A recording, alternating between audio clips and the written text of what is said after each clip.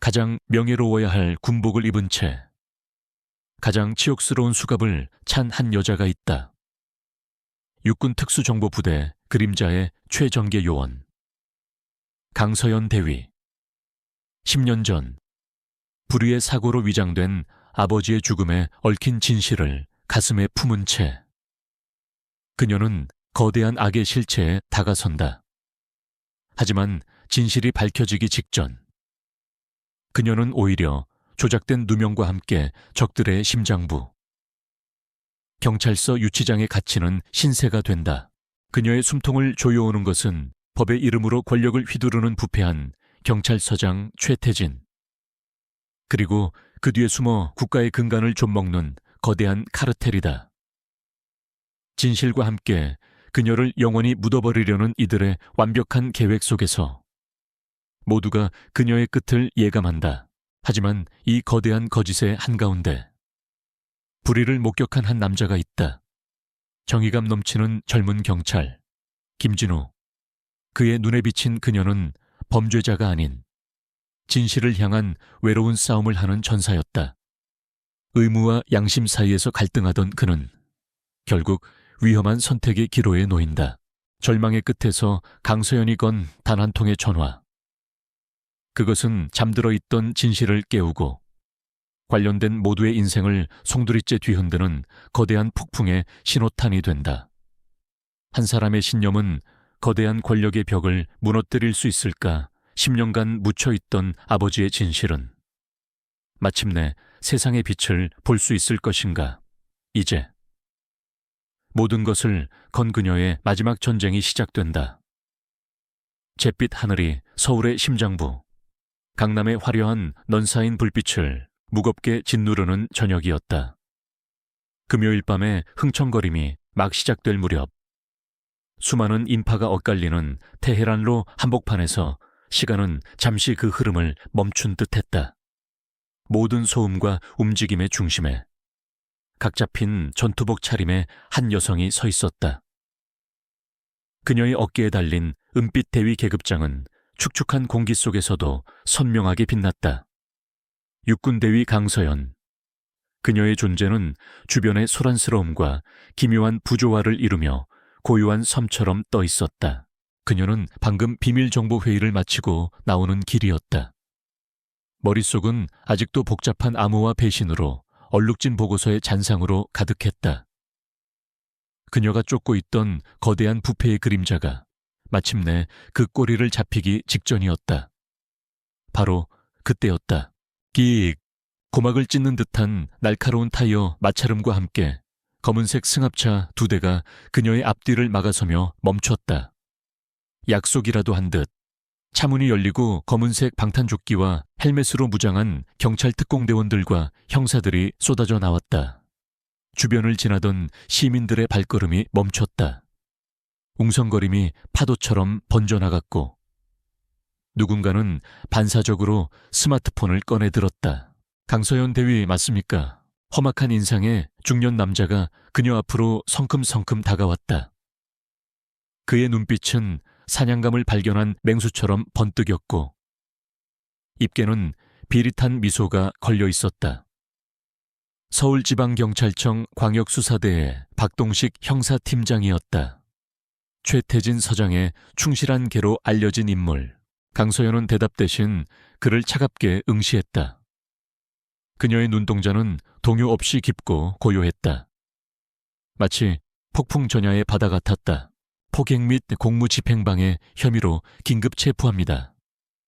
당신은 묵비권을 행사할 수 있고 변호사를 선임할 권리가 있으며 박 팀장이 미란다 원칙을 읊는 동안 젊은 경찰관 2명이 그녀의 양팔을 거칠게 붙잡았다. 그중 한 명의 얼굴은 앳되어 보였다. 긴장한 듯 굳어있는 그의 표정 너머로 혼란스러운 눈빛이 스쳐 지나갔다. 그의 명찰에는 순경 김진우라고 적혀 있었다. 김진우 순경은 지금 이 상황이 도무지 현실 같지 않았다. 불과 1시간 전 그는 평소처럼 순찰 근무를 준비하고 있었다. 갑자기 떨어진 상부의 긴급 동원 명령. 대상은 현역 육군 대위. 죄목은 단순 폭행. 뭔가 이상했다. 군인. 그것도 장교를 이렇게 대대적으로. 그것도 특공대까지 동원해 체포하는 경우는 듣도 보도 못했다.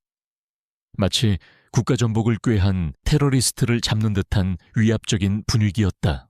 영장은 있습니까? 강서연의 목소리가 주변의 소음을 뚫고 명확하게 울렸다. 그녀의 목소리에는 두려움이나 분노가 아닌 오직 서늘한 이성만이 담겨 있었다.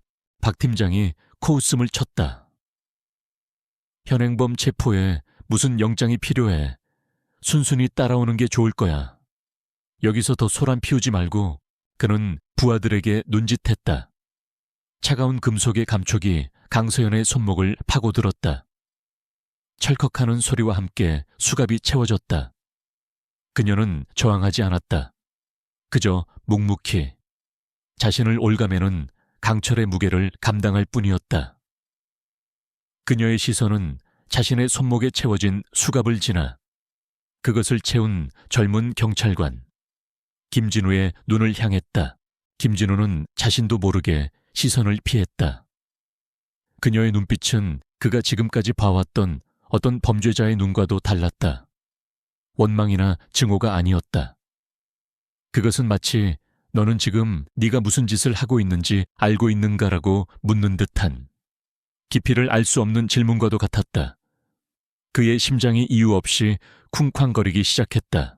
이건 명백한 불법 체포입니다. 당신들은 오늘 한 행동에 대해 반드시 책임을 지게 될 겁니다. 강서연의 마지막 경고는 군중의 웅성거림 속으로 흩어졌다. 그녀는 형사들에게 이끌려 검은 승합차 안으로 몸을 실었다. 차문이 닫히자 바깥 세상의 소음은 한순간에 멀어졌다.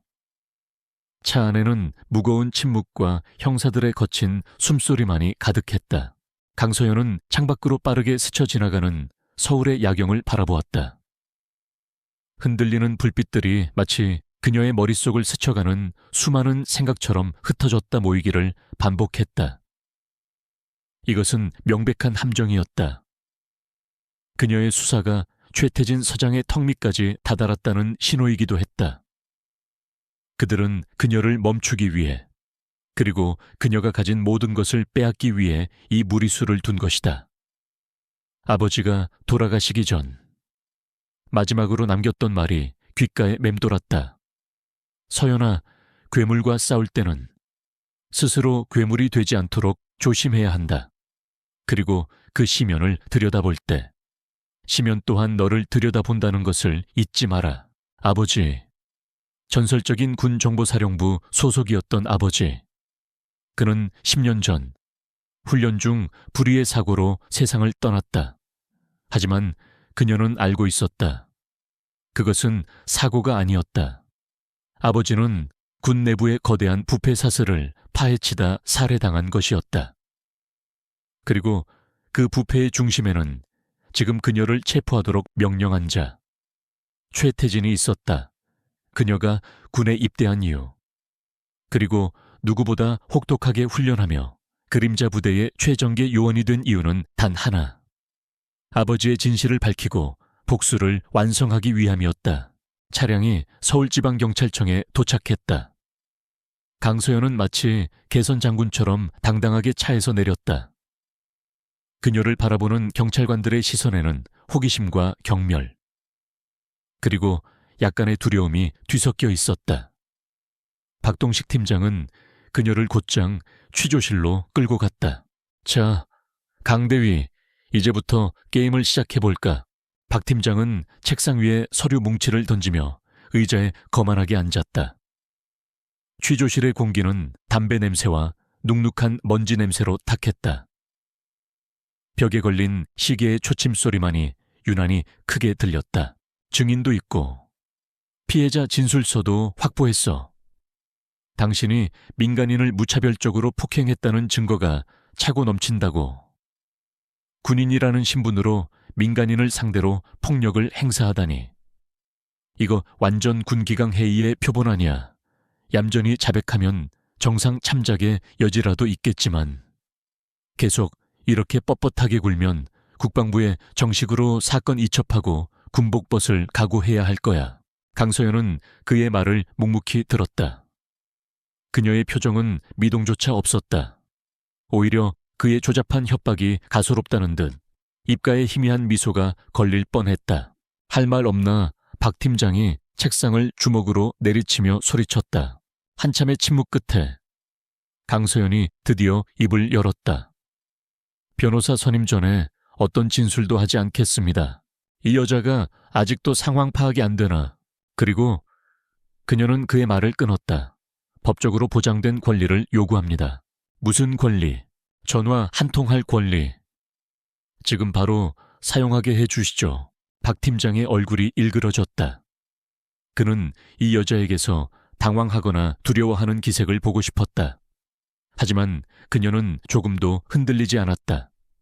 오히려 상황을 주도하려는 듯한 그녀의 태도에 오기가 생겼다. 전화 좋지. 엄마한테 전화해서 딸내미 사고 쳤다고 울고불고 매달려 보시지. 아니면 애인이라도 있나 하니. 그 뻣뻣한 성격에 애인이 있을 리가 없지. 그의 조롱에도 강서연의 눈빛은 흔들리지 않았다.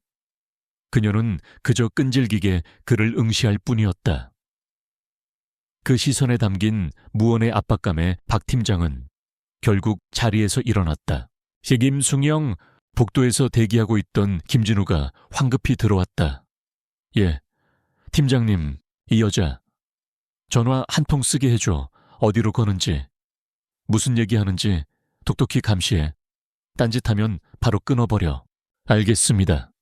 김진우는 강서연을 취조실 밖 복도에 있는 공중전화기로 데려갔다. 그는 여전히 심란한 마음을 감출 수 없었다. 그녀를 체포하던 순간부터 지금까지.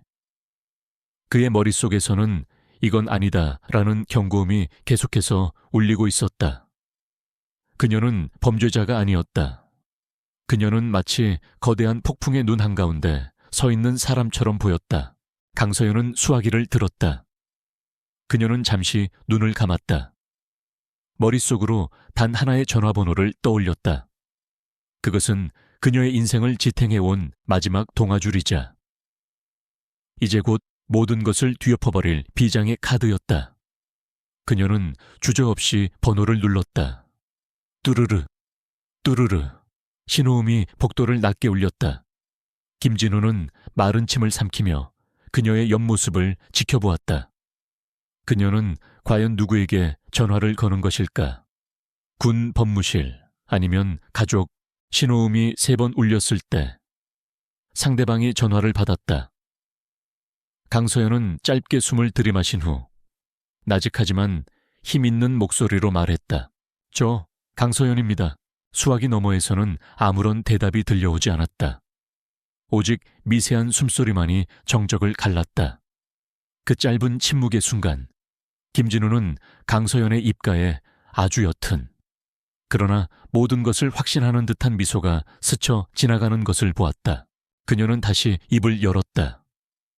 그녀의 목소리는 이제 단순한 보고가 아닌 거대한 작전의 시작을 알리는 신호탄처럼 들렸다. 아버지께서 말씀하신 올빼미가 지금 여우굴에 잡혀 있습니다. 작전 개시를 요청합니다. 올빼미, 여우굴. 김진우는 그 단어들의 의미를 알 수 없었다.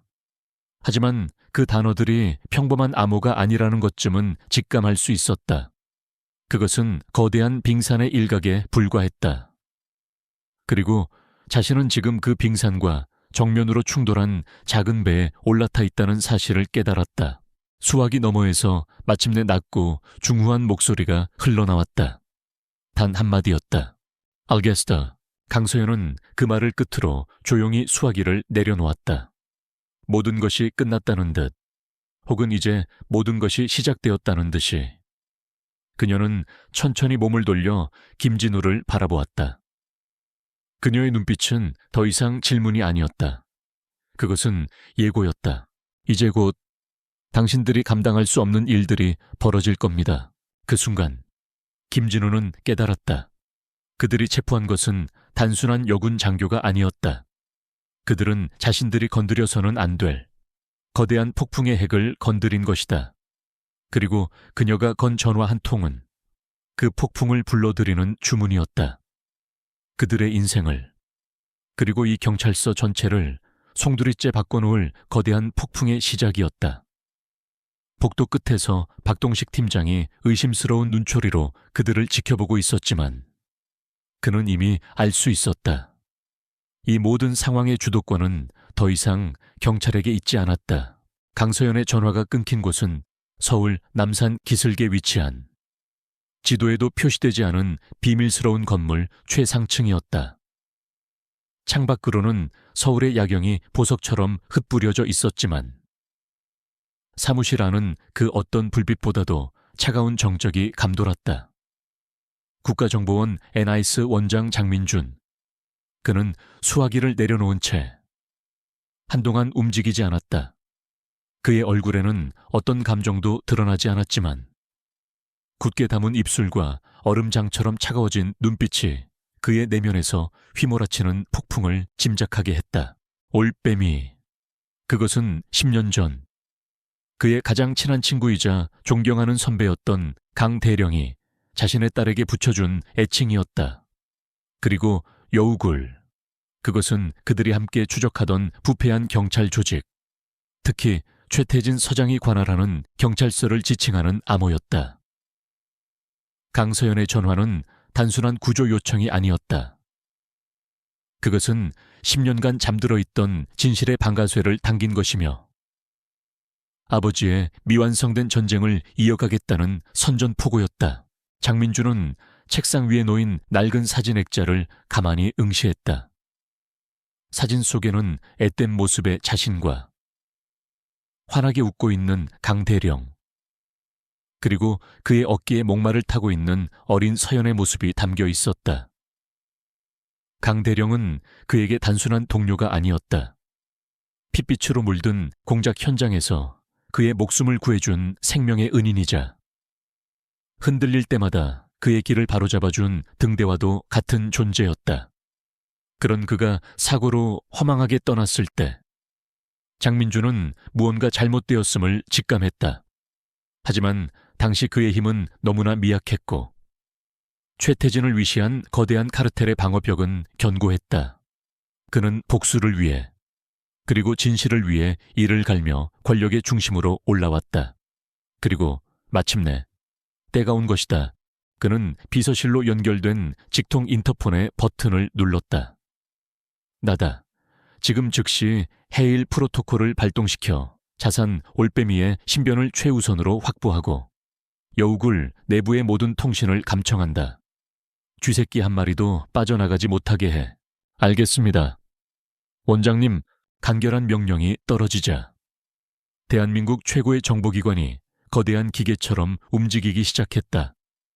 수십 명의 최정예 요원들이 각자의 위치에서 일사불란하게 움직였다. 법률팀은 강서연의 체포 과정에 대한 법적 오류를 분석하기 시작했고 특수공작팀은 경찰서 주변에 보이지 않는 감시망을 펼쳤다.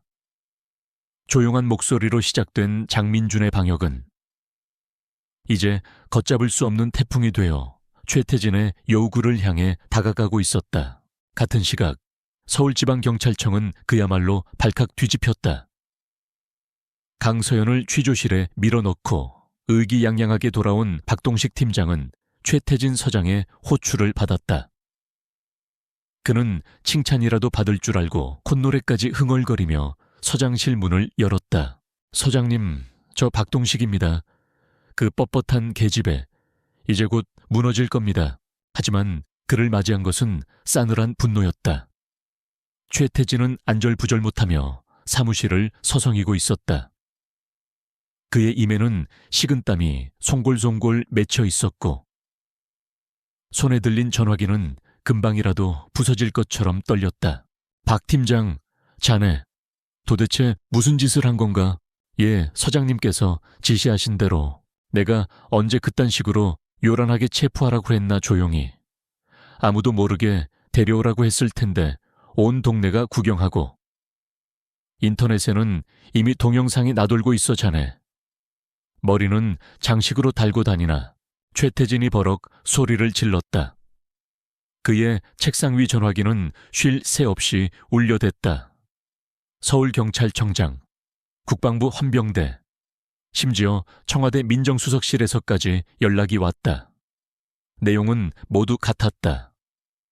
어째서 육군 정보사 소속 장교가 당신네 경찰서에 잡혀 있는 거지?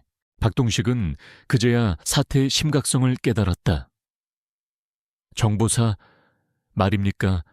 그냥 평범한 육군 대위인 줄 알았습니다. 평범한 대위. 이 멍청한 놈아.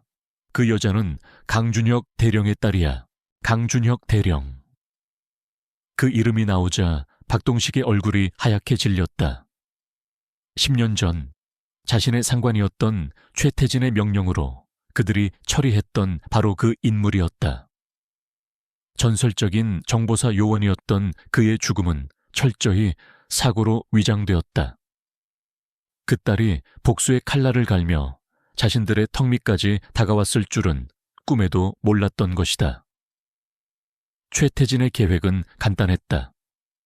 강서연의 수사망이 더 좁혀오기 전에 그녀에게 조잡한 누명을 씌워 불명예 제대를 시키고 사회적으로 매장하는 것이었다. 하지만 박동식의 과잉 충성이 모든 것을 망쳐버렸다. 씨오. 서장님, 그럼 이제 어떡합니까? 박동식이 더듬거리며 물었다. 최태진은 담배에 불을 붙여 깊게 빨아들였다. 그의 눈이 탐욕과 공포로 번뜩였다. 이미 엎질러진 물이다. 여기서 물러서면 우리가 죽어. 어떻게든 혐의를 입증해서 저 계집애를 죗값 치르게 만들어야 해. 무슨 수를 써서라도 자백을 받아내 고문을 해서라도 입을 열게 만들란 말이다. 하지만 위서 압력이 그러니까 더더욱 완벽하게 만들어야지. 증거를 조작하고 증인을 매수해 세상 모든 사람이 강서연이 파렴치한 범죄자라고 믿게 만들어. 이건 전쟁이야. 우리가 살기 위한 전쟁이라고. 최태진의 광기 어린 목소리가 서장실을 울렸다. 박동식은 마른 침을 삼키며 고개를 숙였다. 이제 돌아갈 다리는 불타 없어졌다. 그는 이 진흙탕 싸움에서 살아남기 위해 뭐든지 해야만 했다.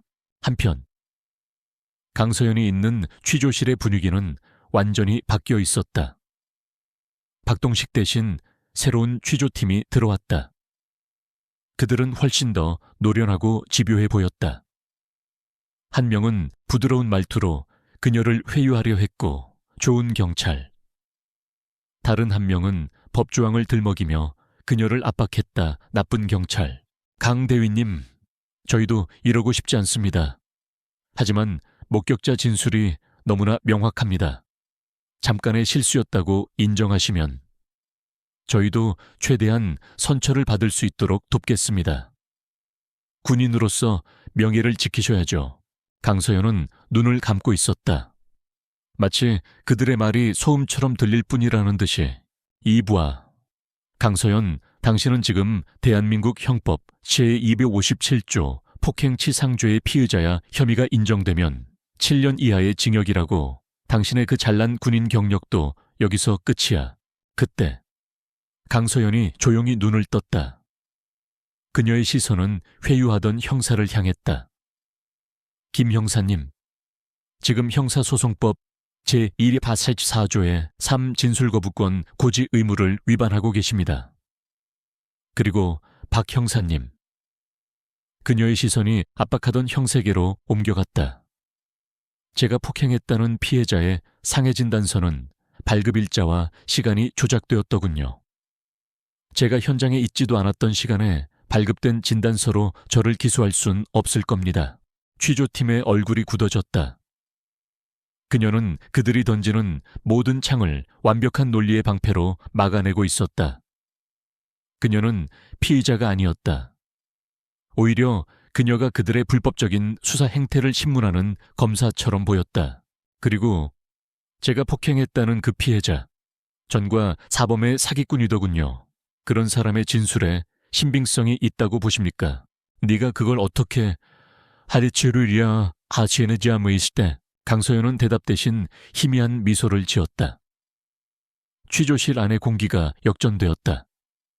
이제 불안과 공포에 떠는 것은 형사들 쪽이었다. 그들은 자신들이 상대하고 있는 존재가 보통 내기가 아님을 깨달았다. 시간은 속절없이 흘러갔고 그들은 강서연에게서 그 어떤 유의미한 진술도 얻어내지 못했다. 복도에서 이 모든 상황을 지켜보던 김진우의 심장은 더욱 복잡하게 뛰었다. 그의 귀에는 아까 강서연이 전화하며 말했던 올빼미와 여우굴이라는 단어가 계속 맴돌았다. 군사암호, 그녀는 평범한 장교가 아니었다. 그리고 이 사건은 단순한 폭행 사건이 아니었다. 거대한 권력이 서로 충돌하는 전쟁터의 한복판에 자신이 서 있다는 것을 깨달았다. 그의 머릿속은 혼란으로 가득했다. 경찰로서의 의무는 상부의 명령에 복종하는 것이다. 하지만 그의 양심은 끊임없이 외치고 있었다. 이것은 불이라고, 억울한 사람을 함정에 빠뜨리는 비겁한 짓이라고. 그는 최태진 서장과 박동식 팀장의 광기 어린 눈빛을 떠올렸다. 그리고 차가운 취조실 안에서도 조금도 흔들리지 않는 강서연의 고든 자세를 떠올렸다. 어느 쪽이 정의이고 어느 쪽이 불의인가? 답은 명확했다. 하지만 그 답을 선택했을 때 자신이 감당해야 할 무게는 너무나도 무거웠다. 어느덧 자정이 넘었다. 지칠 대로 지친 취조팀은 결국 철수했다. 취조실에는 다시 정적이 찾아왔다. 강서연은 텅 빈 방 안에 홀로 남겨졌다. 형광등 불빛이 그녀의 지친 얼굴 위로 하얗게 쏟아져 내렸다. 그녀는 잠시 눈을 감고 아버지의 얼굴을 떠올렸다. 그리고 자신을 믿고 기다려줄 단 한 사람. 장민준 원장을 생각했다.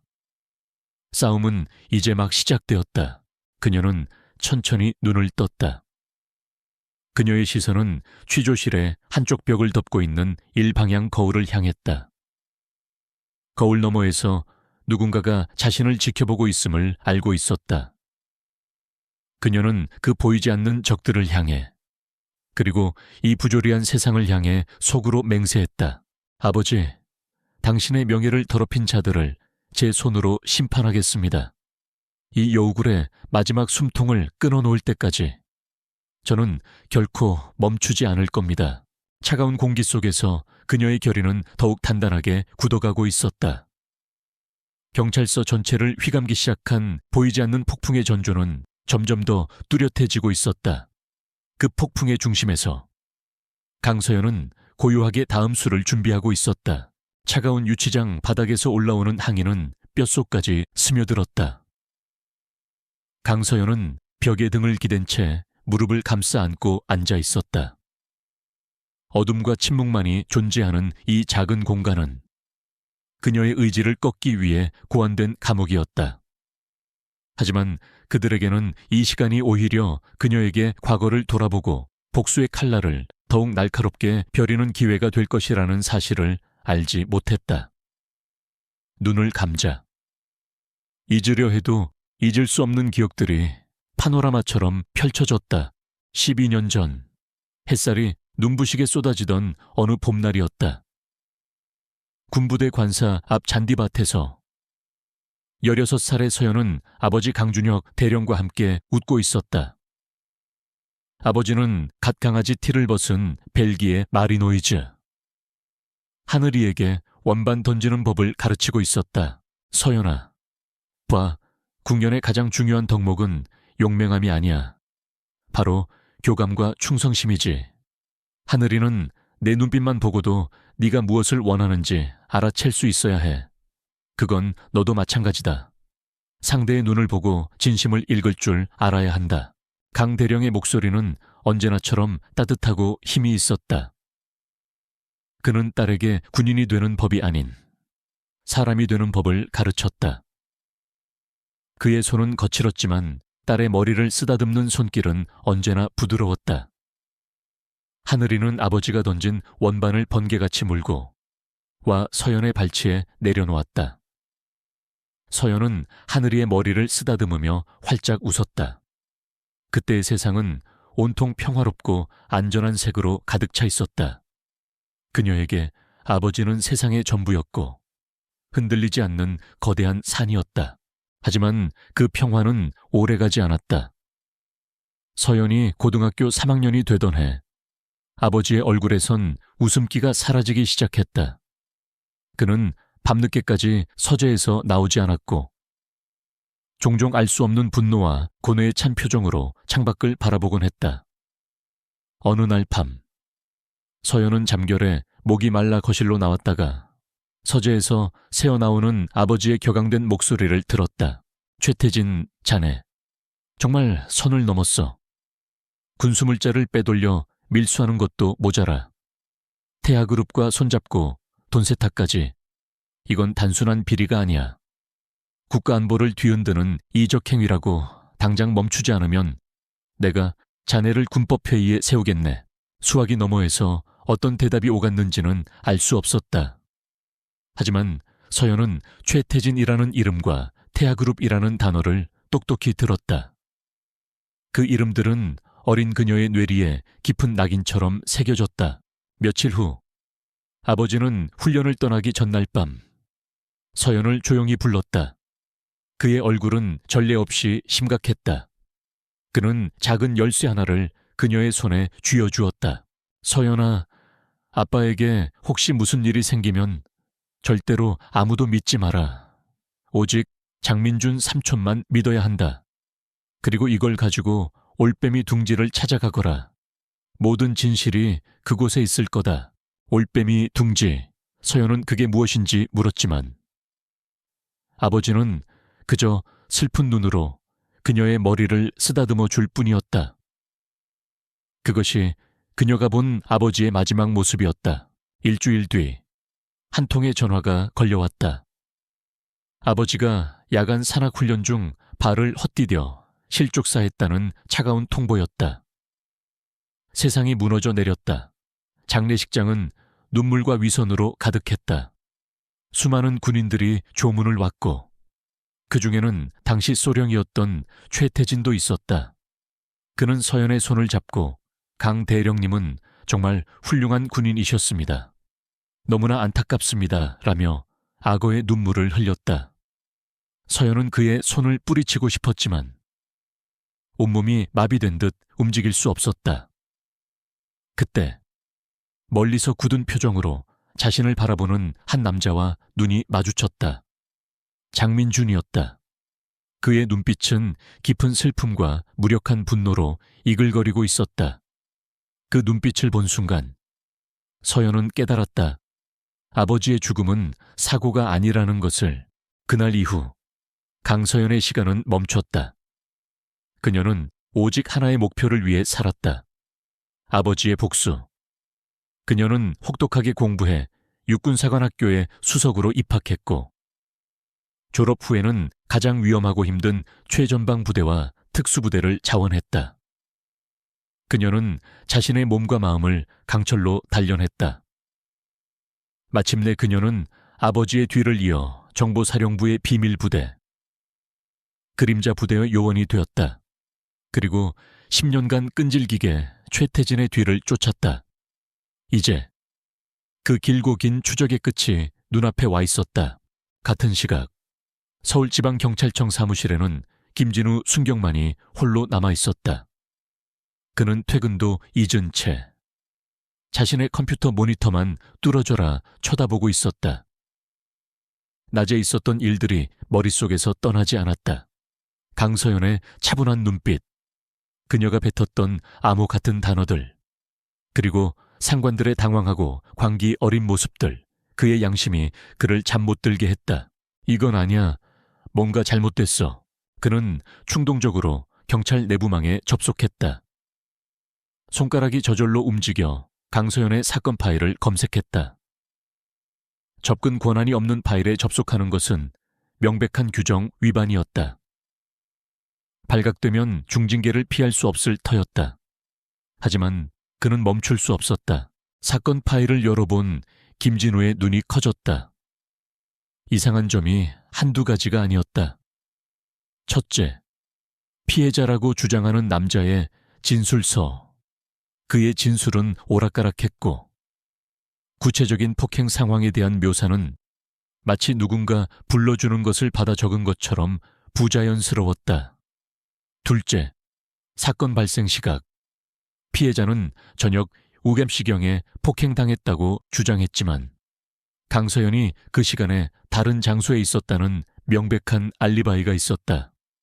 그녀는 국방부 고위 관계자와의 비공식 회의에 참석 중이었다. 물론 그 회의 기록은 국가안보를 이유로 경찰에 제출되지 않았지만 김진우는 직감적으로 그것이 사실임을 알 수 있었다. 셋째, 가장 결정적인 증거인 현장 CCTV 영상, 사건이 발생했다는 골목길을 비추는 CCTV 영상 파일이 오류로 인해 손상되어 있었다. 정확히 사건 발생 추정 시각을 전후한 10분 분량만 감쪽같이 사라져 있었다. 우연이라고 하기에는 너무나 기묘한 우연이었다.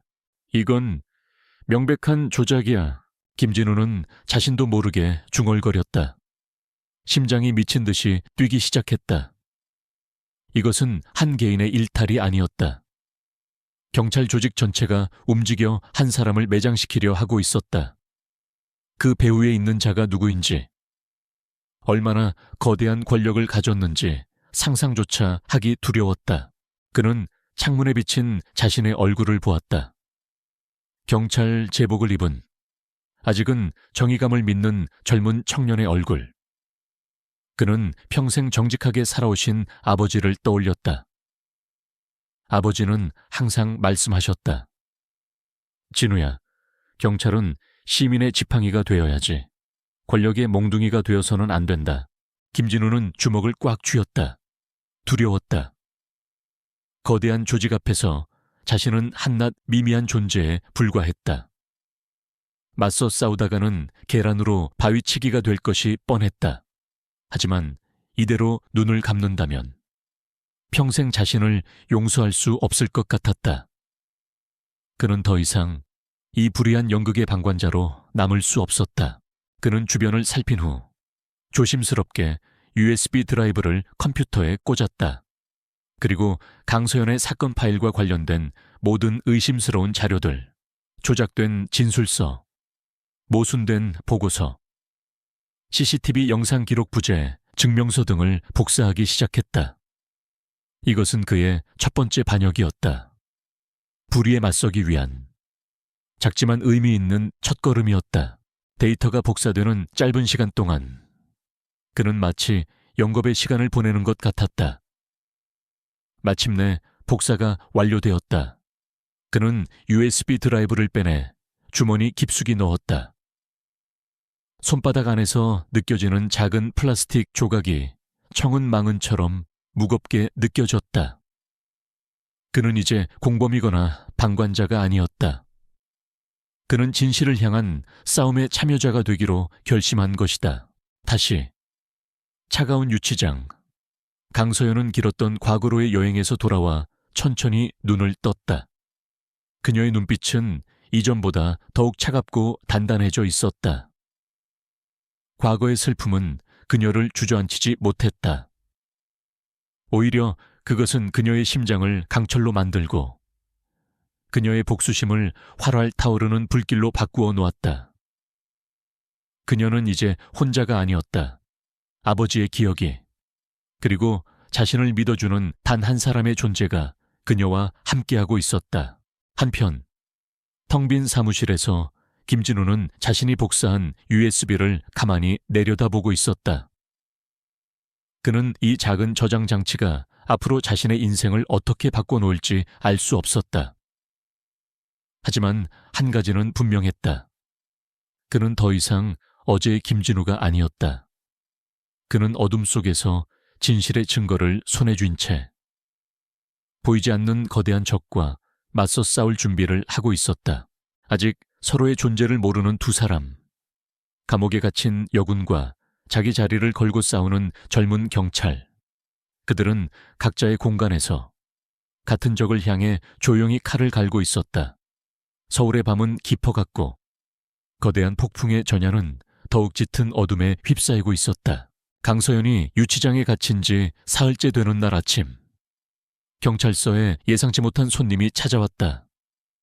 흠잡을 데 없이 완벽한 맞춤 정장을 차려입은 한 남자가 서류 가방을 들고 로비로 들어섰다. 그는 차분하지만 위압적인 분위기를 풍겼다. 강소연 대위의 변호를 맡은 한지훈 변호사입니다. 피의자 접견을 신청합니다. 그의 등장에 박동식 팀장과 최태진 서장의 얼굴에 노골적인 경계심이 떠올랐다. 그들은 강소연의 가족관계를 이미 샅샅이 털어본 상태였다. 그녀에게는 변호사를 선임해 줄 만한 직계 가족이 없었다. 갑자기 나타난 이 엘리트 변호사는 누구란 말인가? 누구의 의뢰를 받으셨습니까? 최태진이 의심스럽게 물었다. 한지훈 변호사는 엷은 미소를 지으며 대답했다. 의뢰인의 신분은 변호사법에 따라 비밀 유지 의무가 있습니다. 서장님께서도 잘 아실 텐데요. 지금은 제 의뢰인과의 접견을 방해하지 말아 주시죠. 이것은 법적으로 보장된 권리입니다. 그의 단호하고 논리적인 태도에 최태진은 더 이상 아무 말도 할 수 없었다. 변호사 접견을 막는 것은 명백한 위법 행위였다.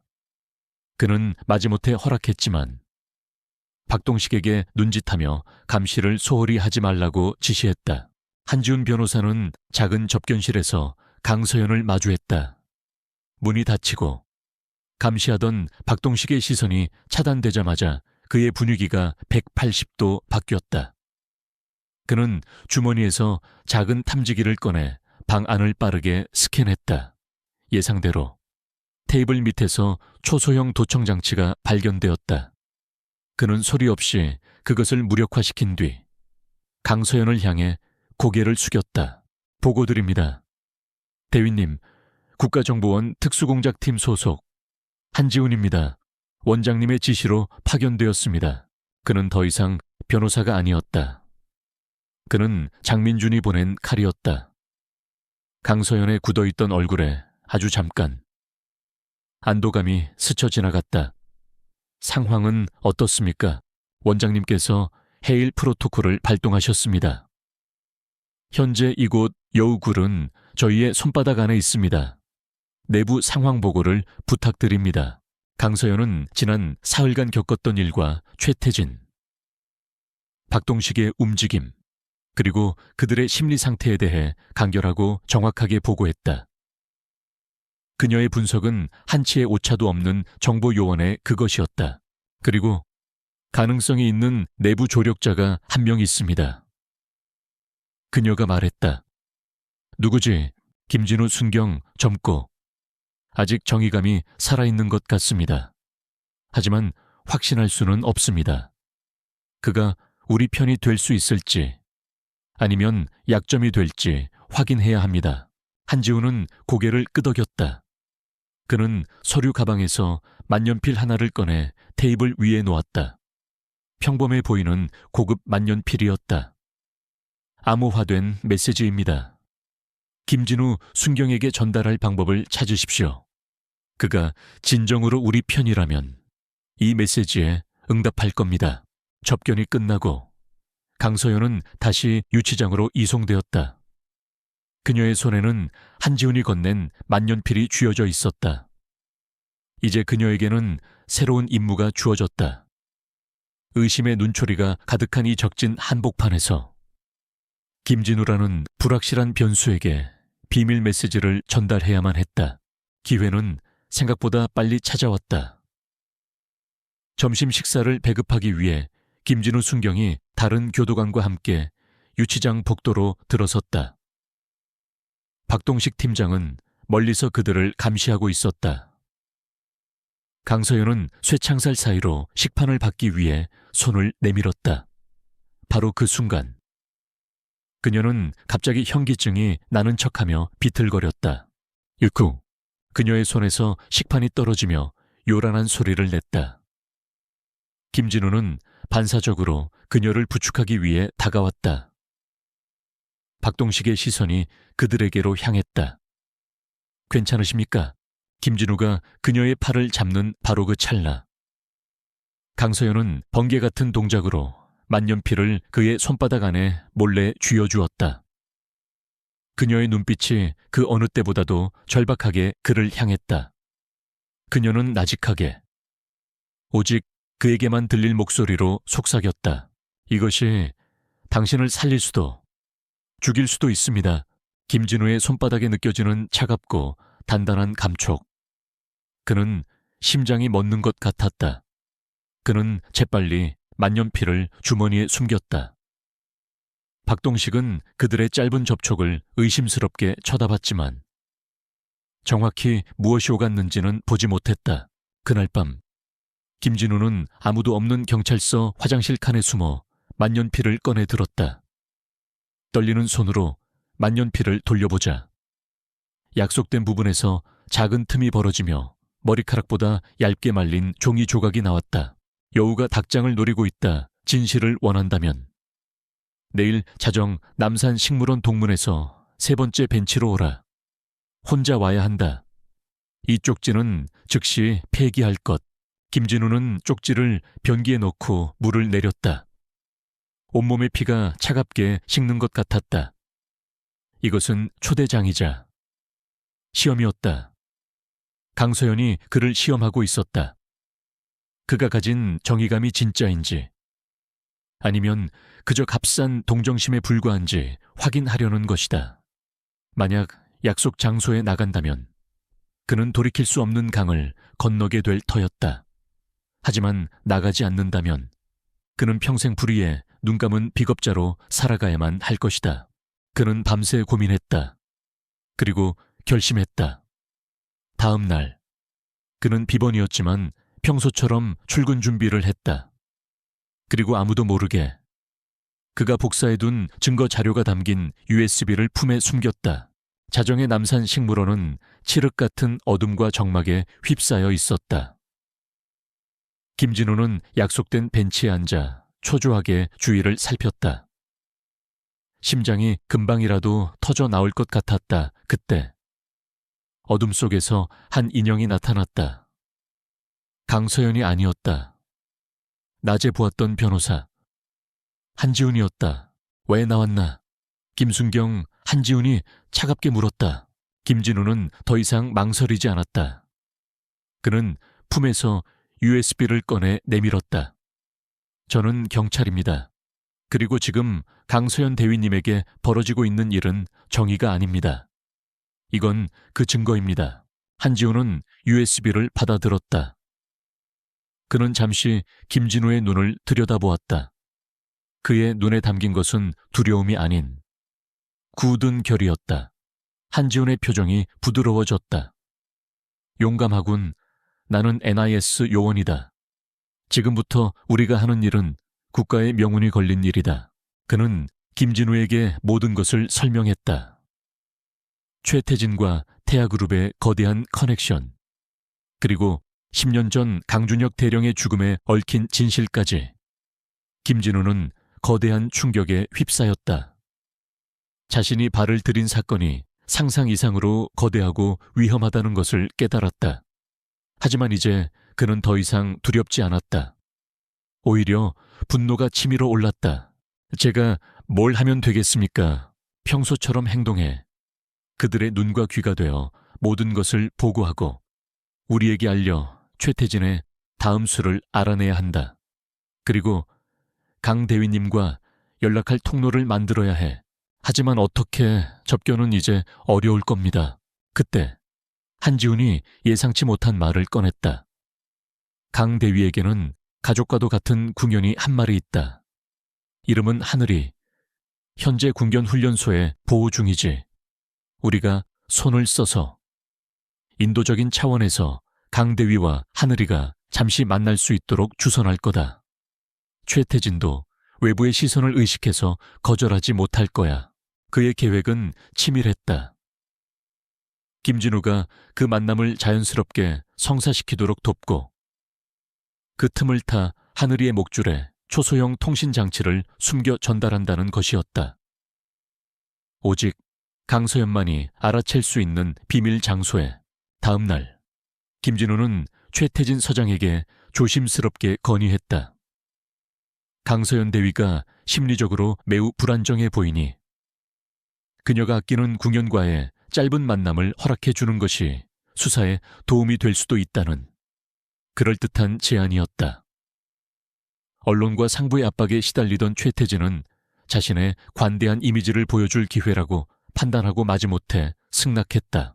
약속된 날, 김진우는 NIS 요원들이 미리 손을 써둔 하늘이를 데리고 경찰서 뒷마당으로 갔다. 잠시 후 강서연이 포박된 채 모습을 드러냈다. 박동식 팀장이 매서운 눈으로 그들을 감시했다. 하늘아, 강서연의 목소리를 듣자마자 하늘이는 맹렬하게 꼬리를 흔들며 그녀에게 달려갔다. 강서연은 수갑을 찬 손으로 힘겹게 하늘이를 끌어안았다. 그녀의 차가웠던 얼굴에 처음으로 인간적인 감정이 스쳐 지나갔다. 그녀는 하늘이의 털에 얼굴을 묻고 아무도 모르게 속삭였다. 착하다. 하늘아, 잘했어. 그녀는 하늘이의 목과 등을 쓰다듬는 척하며 목줄의 특정 부분을 능숙하게 더듬었다. 손끝에 딱딱하고 작은 이물감이 느껴졌다. 그녀는 손톱을 이용해 그것을 조심스럽게 빼내 손 안에 숨겼다. 모든 것은 불과 몇 초 만에 박동식의 눈을 완벽하게 속이며 이루어졌다. 짧은 만남이 끝나고 강서연은 다시 차가운 유치장으로 돌아갔다. 하지만 이제 그녀의 손안에는 외부와 소통할 수 있는 유일한 희망이 쥐어져 있었다. 김진우는 제자리로 돌아가며 박동식과 마주쳤다. 박동식은 여전히 의심스러운 눈초리로 그를 쏘아보았다. 쓸데없는 짓 하기는 범죄자한테 무슨 동정심이야. 김진우는 아무 대답도 하지 않고 그를 지나쳤다. 이제 그는 더 이상 어리숙한 신참 순경이 아니었다. 그는 적의 심장부에 심어진 스파이였다. 그는 유치장 쪽을 바라보았다. 두꺼운 콘크리트 벽이 그와 그녀를 가로막고 있었지만 그는 느낄 수 있었다. 어둠 속에서 맺어진 그들의 보이지 않는 약속과 연대를 이제 방역의 준비는 끝났다. 유치장의 칠흑 같은 어둠 속에서 강서연은 손안에 숨겨온 작은 통신장치를 귀에 꽂았다. 세상의 모든 소음이 차단된 그곳에서 그녀는 오직 자신의 심장 소리와 숨소리만을 들을 수 있었다. 그녀가 장치를 작동시키자 지지직거리는 미세한 소음과 함께 다른 세상이 열렸다. 여기는 올빼미 들리는가? 그녀의 목소리는 한 마리 새가 날갯짓하는 소리보다도 작았지만 그 안에는 강철 같은 의지가 담겨 있었다. 잠시 후 귀 안에서 차분한 목소리가 응답했다. 수신양 후 올빼미 다시 돌아온 걸 환영한다. NIS 지휘 통제실의 한지훈 요원이었다. 그는 거대한 스크린에 떠오른 경찰서 내부 도면과 감청 기록들을 응시하며 말했다. 김순경이 넘겨준 자료는 확인했다. 예상대로 완벽한 조작이다. 덕분에 우리의 공격 루트가 명확해졌다. 최태진은 지금 궁지에 몰린 쥐와 같습니다. 더 교활하고 더 난폭해질 겁니다. 강서연이 속삭였다. 아마 가장 약한 골이라고 생각하는 곳부터 공격하려 들겠죠. 김진우, 순경이 위험합니다. 알고 있다. 이미 보호팀을 붙여두었다. 대위님은 그저 몸조심하며 때를 기다리면 된다.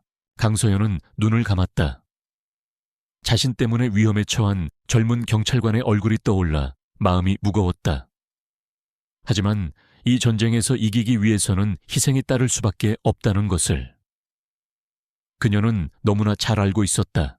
강서연의 예측은 정확했다. 같은 시각 최태진 서장은 자신의 사무실에서 분노에 찬 짐승처럼 으르렁거리고 있었다. 사방에서 들어오는 압박과 언론의 집요한 관심에 그는 미쳐버릴 지경이었다. 완벽하다고 생각했던 계획은 사방에 구멍이 뚫린 낡은 그물처럼 너덜너덜해져 있었다. 보고에 그 계집애 입은 열었어. 최태진이 박동식 팀장을 쏘아붙였다. 죄송합니다.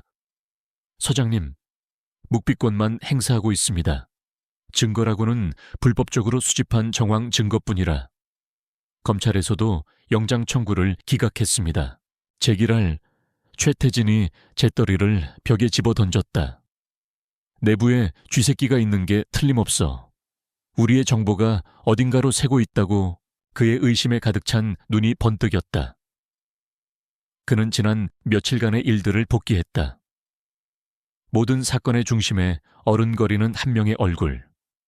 바로 김진우 순경이었다.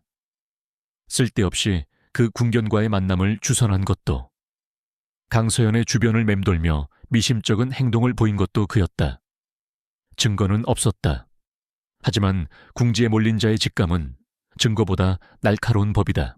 박 팀장, 지금부터 김진우 그놈을 24시간 감시해. 전화 통화, 금융거래 내역, 차량 이동 경로까지 샅샅이 뒤져. 누구를 만나는지, 무슨 짓을 하는지 전부 보고해. 쥐새끼의 꼬리를 잡아야겠어. 그날 이후 김진우는 보이지 않는 감시의 그물에 갇혔다. 그는 평소처럼 행동하려 애썼지만 등 뒤에 꽂히는 박동식과 그 무리들의 끈질긴 시선을 느낄 수 있었다. 그들은 노골적으로 그의 주변을 맴돌며 요즘 좋은 일이라도 있나봐 얼굴이 폈네 라는 식의 비아냥거림을 던졌다. 그리고 마침내 최태진의 비열한 방역이 시작되었다. 그날 저녁 김진우에게 어머니의 울음 섞인 전화가 걸려왔다. 시내에서 작은 식당을 운영하는 그의 부모님 가게에 세무조사관이라며 험악한 남자 둘이 들이닥쳤다는 것이다. 그들은 장부를 뒤지고 손님들을 쫓아내며 아드님 교육 좀 잘 시키셔야겠다는 협박성 발언까지 남기고 갔다고 했다. 진우야, 이게 도대체 무슨 일이니? 우리가 뭘 잘못했다고? 어머니의 흐느낌에 김진우의 눈이 뒤집혔다. 피가 거꾸로 솟는 기분이었다. 그는 전화를 끊자마자 박동식에게 달려갔다. 당신들 짓이지 우리 가족은 건드리지 말았어야지. 이 비겁한 쓰레기들아. 김진우가 박동식의 멱살을 잡았다. 하지만 박동식은 비웃음만 흘릴 뿐이었다. 무슨 소리 하는 거야? 김순경, 나는 아무것도 모르겠는데 줄을 잘 서야지. 애송아, 잃을 게 많은 사람들이 얼마나 무서워질 수 있는지 아직 잘 모르는 모양이군. 박동식의 그 비열한 표정을 본 순간 김진우의 마음속에 남아있던 마지막 두려움과 망설임이 산산조각 났다. 분노가 그의 온몸을 지배했다. 가족에 대한 위협은 그를 무너뜨리기는커녕 그의 의지를 강철로 만들었다. 이제 이 싸움은 단순히 정의를 위한 것이 아니었다. 그의 가족을 지키기 위한 개인적인 전쟁이 되었다. 그는 즉시 이 사실을 NIS에 보고했다. 유치장 안에서 모든 것을 듣고 있던 강서연은 주먹을 꽉 쥐었다. 자신으로 인해 한 젊은이와 그의 가족이 고통받고 있다는 죄책감이 그녀의 마음을 찔렀다. 하지만 동시에 위협에 굴하지 않는 그의 용기에 깊은 신뢰를 느꼈다. 한지훈 요원은 김진우를 안심시켰다. 자네의 가족은 우리가 책임지고 보호하겠다. 걱정하지 마라. 이제 더 위험한 임무를 수행해야 한다. 최태진은 분명 그의 윗선과 접촉할 거다. 우리는 그 현장을 잡아야 한다. 김진우는 복수심과 사명감으로 불타올랐다. 그는 자신의 권한을 총동원하여 최태진의 비공식적인 일정과 차량 이동 기록을 추적하기 시작했다. 경찰 내부 전산망의 방화벽을 우회하고 자신의 접속 기록을 지우는 위험천만한 작업이었다. 며칠간의 잠복과 추적 끝에 그는 마침내 최태진의 비밀스러운 약속 장소를 알아냈다. 태아그룹의 자회사가 운영하는 강남의 한 고급 프라이빗 라운지. 그곳에서 태아그룹의 실세 윤상민 전무를 만나기로 되어 있었다. 작전 당일 라운지 주변에는 NES 요원들이 완벽한 위장 속에 포진했다. 김진우는 경찰 순찰조의 이동 경로를 실시간으로 보고하며 작전을 도왔다. 길 건너편의 낡은 건물에서 한지훈과 그의 팀은 고성능 카메라와 지향성 마이크로 라운지 안을 들여다보고 있었다. 라운지 안. 최태진은 윤상민 전무 앞에서 안절부절 못하고 있었다. 전무님, 조금만 더 시간을 주시면 제가 다 처리할 수 있습니다. 그 계집애는 곧 무너질 겁니다. 육중한 가죽 소파에 몸을 묻은 윤상민은 시가 연기를 길게 내뿜으며 차갑게 말했다. 최 서장, 자네는 지금 통제력을 잃었어. 그 군인 하나 때문에 우리의 물류사업 전체가 위험에 처하게 생겼다고. 언론이며 정치권이며 모두가 우리를 주시하고 있어. 자금이 조금 더 필요합니다. 증인들 입도 막고 증거도 확실하게 만들려면. 윤상민은 최태진을 경멸의 눈빛으로 쳐다보았다. 이번이 마지막일세. 여기서 더 일을 크게 만들면 우리 태아그룹은 꼬리를 자를 수밖에 없어. 그게 무슨 의미인지는 자네가 더 잘 알겠지. 그들의 대화는 모든 것을 명확하게 해주었다. 최태진은 주범이 아니었다. 그는 태아그룹이 키운 충견에 불과했다. 그리고 그들이 밀수한 것은 단순한 군수물자가 아니었다. 국가안보와 직결된 최첨단 반도체 부품과 기술이었다. 강준혁 대령이 파헤치려 했던 진실은 강서연이 상상했던 것보다 훨씬 더 거대하고 추악한 괴물이었다. 모든 대화는 녹음되고 촬영되었다. 유치장 안. 강서연은 귀에 꽂힌 통신장치를 통해 그들의 대화를 실시간으로 전해 들었다. 그녀의 눈에서는 차가운 불꽃이 타올랐다. 이제 적의 실체가 명확해졌다. 이 싸움은 더 이상 아버지의 개인적인 복수가 아니었다.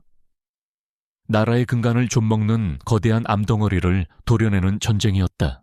그날 밤 근무를 마친 김진우는 부모님의 식당으로 향했다. 피곤과 걱정으로 주름진 부모님의 얼굴을 보자 가슴이 아팠다. 그는 아무 말 없이 앞치마를 두르고 식당 청소를 도왔다. 그의 손은 묵묵히 테이블을 닦고 있었지만 그의 머릿속은 온통 그가 참여하고 있는 비밀스러운 전쟁에 대한 생각으로 가득했다. 그는 창밖의 도시를 바라보았다. 한때 그가 동경했던 화려한 불빛들이 이제는 거대한 괴물의 탐욕스러운 눈동자처럼 보였다. 그는 더 이상 정의를 꿈꾸던 순진한 순경이 아니었다.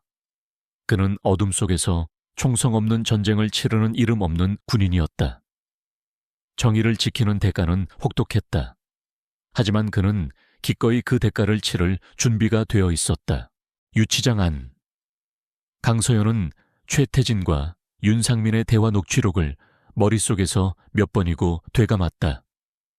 적의 윤곽은 드러났지만 법정에서 그들의 숨통을 끊을 결정적 증거, 즉 스모킹 건이 부족했다. NIS의 도청 자료는 강력했지만 유능한 변호사를 만나면 불법 증거 수집으로 공격받을 여지가 있었다. 아버지의 죽음과 이 모든 비리를 연결할 누구도 반박할 수 없는 물증이 필요했다. 그녀의 기억은 다시 10년 전 아버지와의 마지막 밤으로 돌아갔다. 아버지가 그녀의 손에 쥐어주었던 작은 열쇠, 그리고 올빼미 둥지를 찾아가라는 마지막 말. 올빼미 둥지. 그건 대체 어디일까? 아버지는 군인이기 이전에 문학과 역사를 사랑하는 학자 같은 사람이었다. 올빼미는 지혜의 여신 미네르바의 상징. 둥지는 안식처이자 시작의 장소. 순간 그녀의 뇌리를 스치는 섬광 같은 깨달음이 있었다. 올빼미 둥지는 비밀기지나 은신처가 아니었다. 그것은 강원도 깊은 산속에 있는 낡은 가족 별장이었다. 아버지가 그녀에게 글을 가르치고 낡은 책들을 쌓아두고 주말마다 함께 시간을 보냈던 추억의 공간. 아버지는 그곳을 늘 우리 가족의 둥지라고 불렀다. 오직 그녀만이 해독할 수 있는 암호였다. 작았습니다. 그녀는 귀에 꽂힌 통신 장치를 통해 나직하게 말했다. 마지막 퍼즐 조각이 있는 곳을 올빼미 둥지를 찾았습니다. 그녀는 한지훈 요원과 통화 너머의 김진우에게 자신의 추리를 설명했다. 처음에는 반신반의하던 한지훈도 그녀의 확신에 참 목소리에 설득되었다. 문제는 그곳이 이미 최태진의 감시에 있을 가능성이 높다는 것이었다. NES 요원들이 직접 움직이면 적에게 발각될 위험이 컸다. 그때 김진우가 나섰다. 제가 가겠습니다.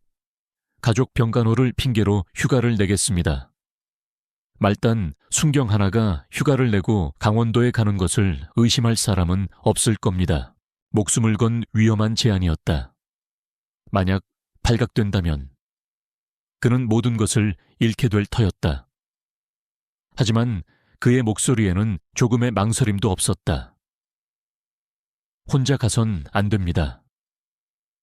강서연이 걱정스러운 목소리로 말했다. 하늘이를 데려가세요. 그 아이가 길을 안내해 줄 겁니다. 며칠 후 김진우는 휴가 허가를 받았다. 한지우는 궁연훈련소에 있던 하늘이를 비밀리에 빼내 그에게 인계했다. 서울의 회색빛 도시를 벗어나 강원도로 향하는 길. 차창밖 풍경은 푸른 산과 안개로 물들어갔다. 조수석에 앉은 하늘이는 마치 모든 것을 이해한다는 듯 지적인 눈으로 묵묵히 전방을 주시했다. 강서연이 기억에 의존해 알려준 길을 따라 김진우는 마침내 인적이 드문 산길 끝에 있는 낡은 목조 산장에 도착했다. 담쟁이 동굴이 무성하게 자라있고 창문은 먼지로 뒤덮여 있었다. 마치 시간이 멈춘 유령의 집 같았다. 산장 내부는 10년의 세월이 내려앉은 먼지와 추억의 냄새로 가득했다. 김진우는 강서연이 알려준 대로 벽난로 뒤편과 서재의 마룻바닥을 샅샅이 뒤졌지만 아무것도 발견하지 못했다. 시간은 흘러갔고 그의 마음은 초조해졌다. 혹시 모든 것이 잘못된 추리는 아니었을까? 그가 지쳐서 포기하려던 순간이었다. 조용히 산장 안을 킁킁거리던 하늘이가 갑자기 이상한 행동을 보이기 시작했다. 하늘이는 서재의 한쪽 벽면 앞에서 낑낑거리며 앞발로 벽을 긁어대기 시작했다. 그곳은 다른 곳과 다를 바 없는 평범한 나무 벽이었다. 왜 그래? 하늘아, 거기엔 아무것도 없어. 김진우가 벽을 두드려 보았지만 텅 빈 소리가 아닌 묵직한 소리가 났다. 하지만 하늘이는 고집스럽게 짖으며 같은 자리를 긁어댔다. 그는 강서연이 하늘이를 믿으라고 했던 말을 떠올렸다. 그는 반신반의하며 채소 가져온 쇠지렛대로 하늘이가 가리키는 나무판을 뜯어내기 시작했다. 삐걱거리는 소리와 함께 낡은 나무판이 뜯겨 나가자 그 뒤로 숨겨져 있던 공간이 드러났다. 그곳에는 낡은 철제 금고가 박혀 있었다. 아, 찾았습니다. 금고입니다. 김진우가 떨리는 목소리로 보고했다. 열쇠. 아버지가 주신 열쇠가 있어요. 제 옛집. 어머니 댁에 오르골 상자 안에 숨겨두었습니다. 강서연의 목소리가 흘러나왔다. NIS는 즉시 요원을 보내 열쇠를 확보했다. 한지훈의 지시에 따라 김진우는 산장 밖 자신의 차량 밑에 드론이 떨어뜨리고 간 자석 상자에서 열쇠를 찾았다. 10년의 세월을 간직한 열쇠가 철컥 소리를 내며 돌아가자 묵직한 금고문이 열렸다. 금고 안에는 방수 처리된 금속 상자가 있었다. 김진우가 조심스럽게 상자를 열었다. 그 안에는 검은색 가죽 표지의 장부 한 권과 군용 등급의 투박한 외장 하드 드라이브가 들어있었다. 그는 장부를 펼쳤다.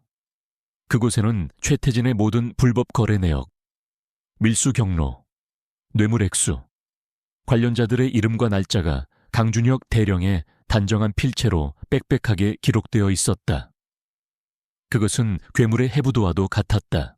김진우는 NIS가 제공한 보안 노트북에 하드 드라이브를 연결했다.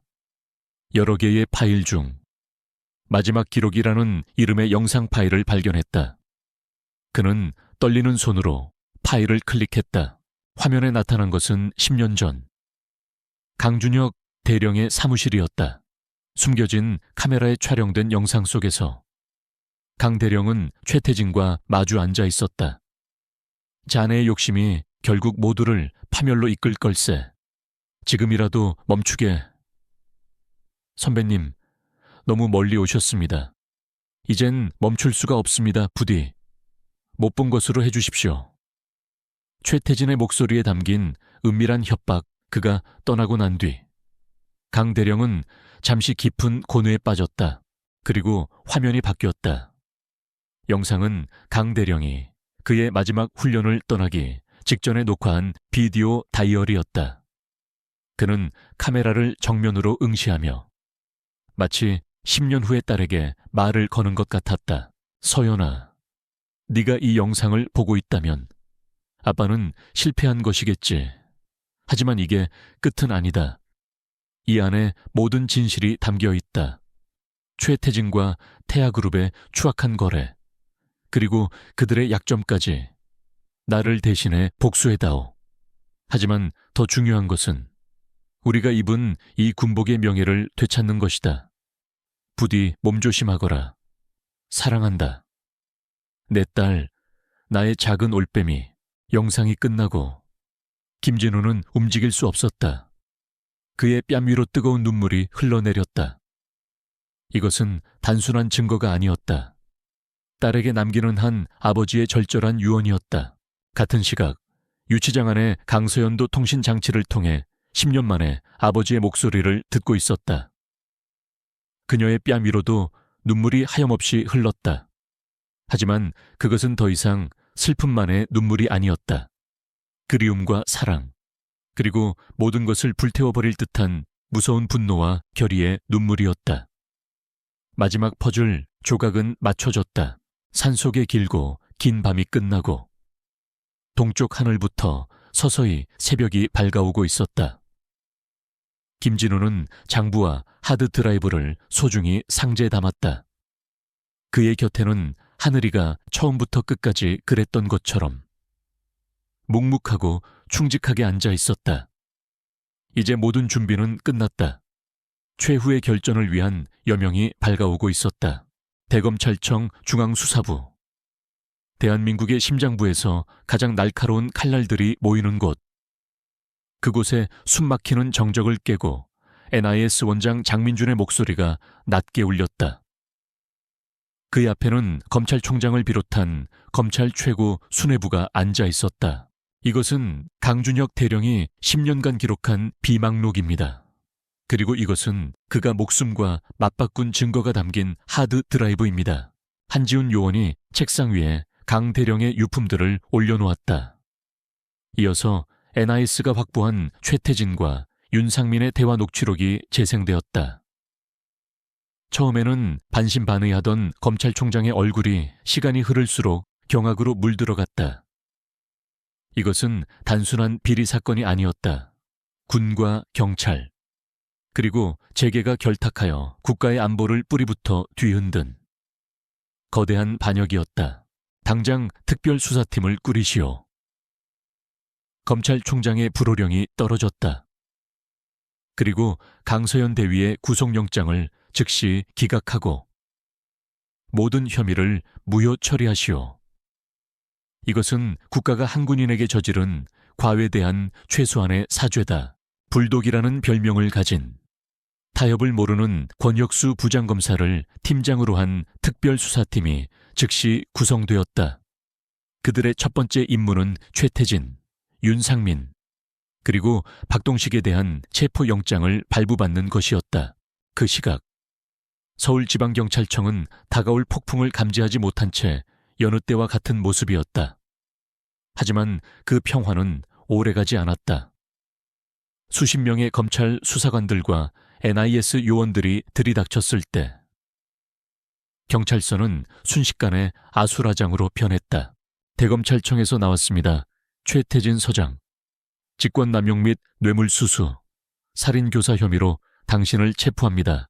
권혁수 부장검사가 서장실 문을 박차고 들어가며 체포영장을 내밀었다. 최태진의 얼굴은 하얗게 질려갔다. 사냥꾼이 하루아침에 사냥감이 된 것이다. 상황은 완벽하게 역전되었다.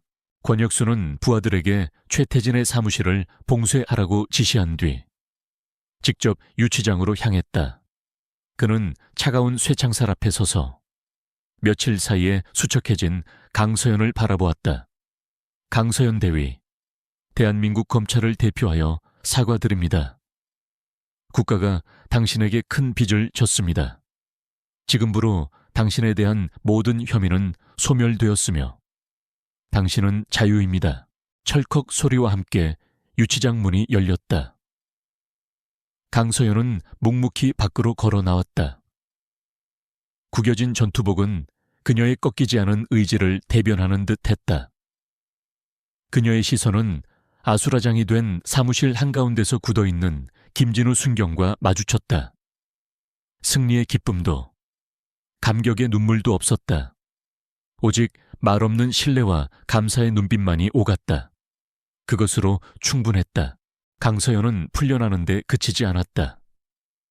장민준의 강력한 요청에 따라 그녀는 특별수사팀의 특별자문 자격으로 공식 합류했다. 아버지가 시작한 전쟁을 딸의 손으로 끝낼 수 있는 권리가 주어진 것이다. 그녀는 깨끗한 새 전투복으로 갈아입었다. 그것은 그녀의 명예를 되찾는 상징적인 의식이었다. 수사팀 브리핑실. 그녀는 수십 명의 베테랑 검사들과 NIS 요원들 앞에서 태아그룹 본사 급습 작전에 대해 막힘없이 브리핑했다. 그녀는 더 이상 피해자가 아니었다. 그녀는 복수의 여신이자 이 거대한 작전을 이끄는 지휘관이었다. 작전은 일사불란하게 진행되었다. 특수부대원들이 태아그룹 빌딩의 외벽을 타고 내려왔고 수사관들이 로비를 장악했다. 화려한 회장실에서 체포된 윤상민 전무는 자신의 눈앞에 닥친 현실을 믿을 수 없다는 표정이었다. 한편 경찰서에서는 침몰하는 배에서 가장 먼저 탈출하려는 쥐새끼의 발악이 시작되고 있었다. 박동식 팀장은 모든 것이 끝났음을 직감했다. 그는 최후의 동아줄을 잡기 위해 그가 가장 무시했던 김진우에게 다가갔다. 어이, 김순경, 내가 최 서장의 비자금 장부가 있는 곳을 알아. 그걸 넘겨줄 테니 검사님께 내 얘기 좀 잘해줘. 나도 어쩔 수 없었단 말이야. 김진우는 그를 경멸의 눈빛으로 쳐다보았다. 내 가족을 위협했던 자가 이제 와서 목숨을 구걸하는 겁니까? 당신의 거래는 검사님과 하십시오. 나는 당신 같은 쓰레기와는 할 말이 없습니다. 김진우가 그에게서 등을 돌렸다. 그것은 그가 낡고 부패한 구시대의 경찰과 맺는 마지막 결별 선언이었다. 잠시 후 수사관들이 절규하는 박동식을 끌고 나갔다. 마침내 최후의 순간이 다가왔다. 강서연은 권혁수 부장검사와 함께 최태진의 사무실로 들어섰다. 최태진은 완전히 무너진 채 넋 나간 사람처럼 의자에 앉아 있었다. 그의 옆에서는 파쇄된 문서 조각들이 연기처럼 피어오르고 있었다. 이것은 물리적인 싸움이 아니었다. 10년간 이어진 악연을 끊어내는 잔인한 심리전이었다. 강서연은 아버지의 검은색 장부를 최태진의 책상 위에 올려놓았다. 이 필체, 기억나십니까? 서장님, 최태진의 동공이 격렬하게 흔들렸다. 강서연은 이어서 태블릿 PC로 아버지의 마지막 영상 메시지를 재생했다. 사랑한다. 내 딸, 나의 작은 올빼미. 10년 전의 목소리가 사무실에 울려 퍼지자 최태진의 마지막 방어벽이 무너져 내렸다. 우리 아버지는 당신을 믿었습니다.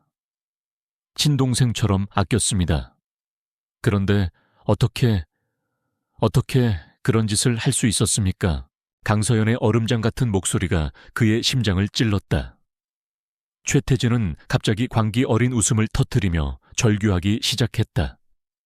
그것은 자기 연민과 질투, 그리고 공포가 뒤섞인 처절한 고백이었다. 강준혁은 항상 나보다 잘났어.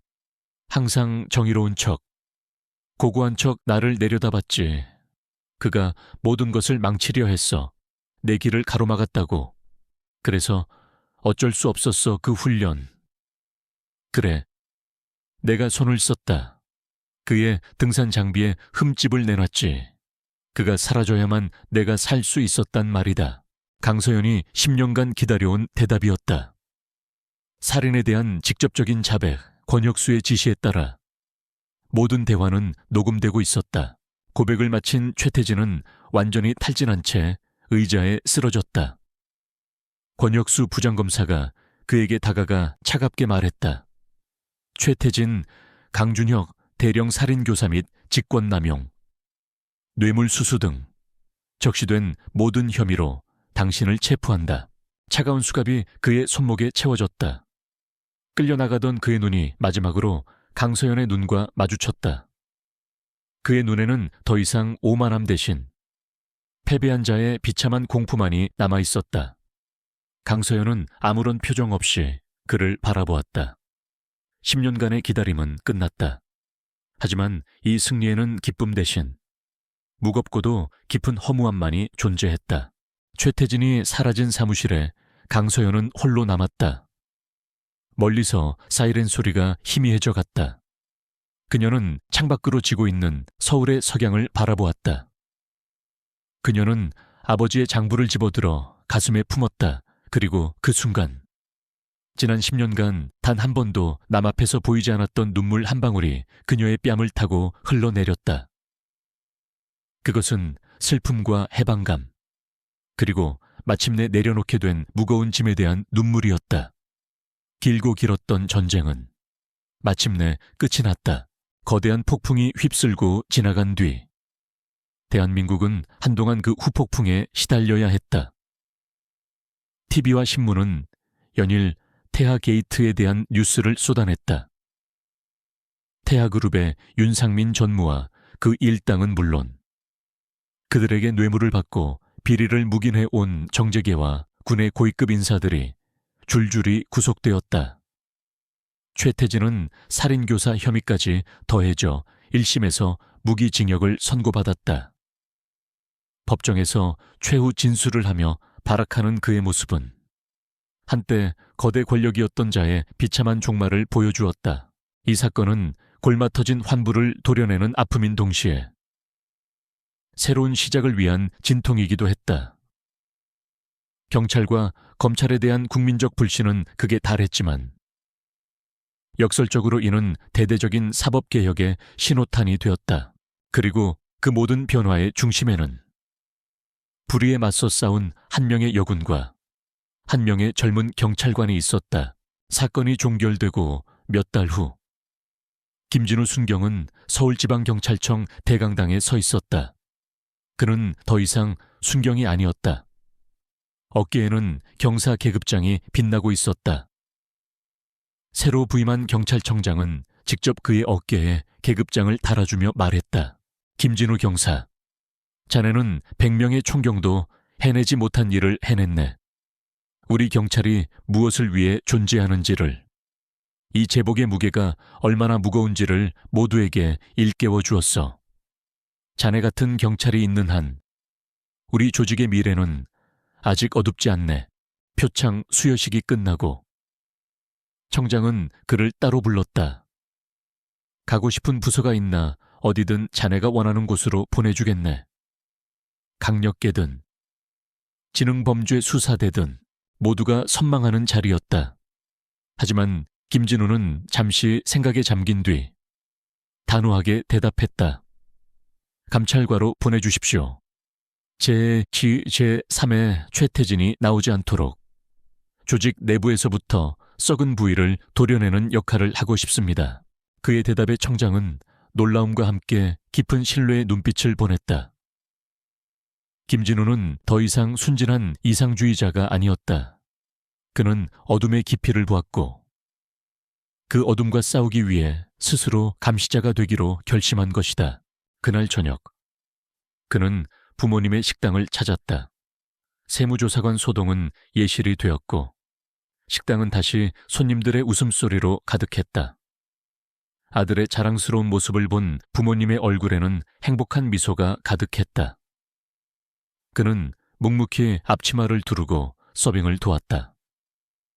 평범한 일상의 행복이 얼마나 소중한 것인지 그는 이제야 알 수 있었다.